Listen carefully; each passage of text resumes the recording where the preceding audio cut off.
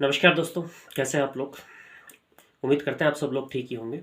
आज हम एक विषय पर चर्चा करने वाले हैं। हमारा विषय है भरण पोषण मेंटेनेंस। जब कोर्ट ने किसी मामले में ग्रांट कर दिया है, अब भरण पोषण मेंटेनेंस किस किस को दे सकते हैं। एक पति है, वो अपनी पत्नी को देता है, माता पिता को देता है, ससुर भी दे सकते हैं अपनी पत्नी को, तो ऐसे अपनी बहू को। तो कई कंडीशंस होती है यहाँ पे।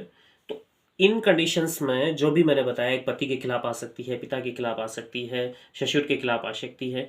तो जो भी कंडीशंस हैं, जिस परिस्थिति में भी है, अगर उसमें कोर्ट ने विचारण किया, कोर्ट ने उस मामले में चाहे एंट्रीम ऑर्डर दिया हो या फाइनल ऑर्डर दिया हो, दोनों ही ऑर्डर की बात करेंगे। क्योंकि भरण पोषण के तहत जैसे सिविल कोर्ट है, उसमें 125 के तहत परिवाद पेश किया जाता है।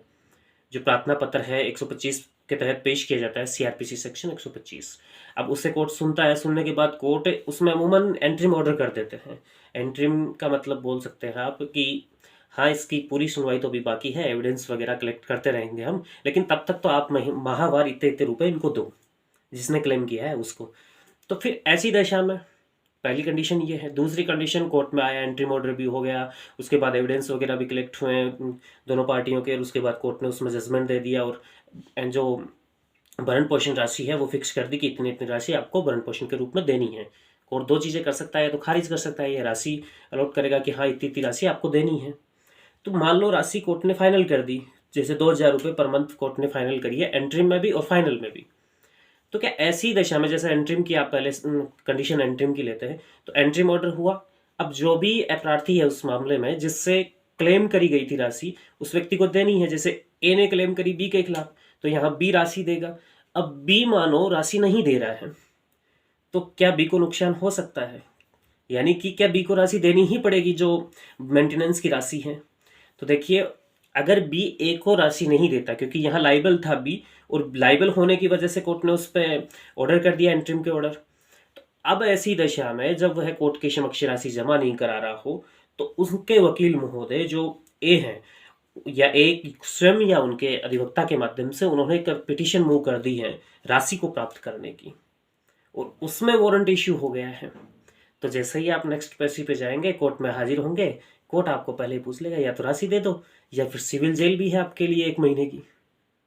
दोनों ऑप्शन है कोर्ट के पास, राशि दे दो, सिविल जेल चले जाओ, या सिविल जेल नहीं जाना चाहते, राशि दे दो। तो दोनों ऑप्शन में से कोई एक ऑप्शन आप चुन सकते हैं। तो क्या जेल चले गए तो भी राशि देनी नहीं पड़ेगी, रिकवरी तो होगी आपसे। तो कंडीशन यही है, यही कंडीशन जो फाइनल ऑर्डर हो जाता है भरण पोषण का मेंटेनेंस में सेम लागू होती है।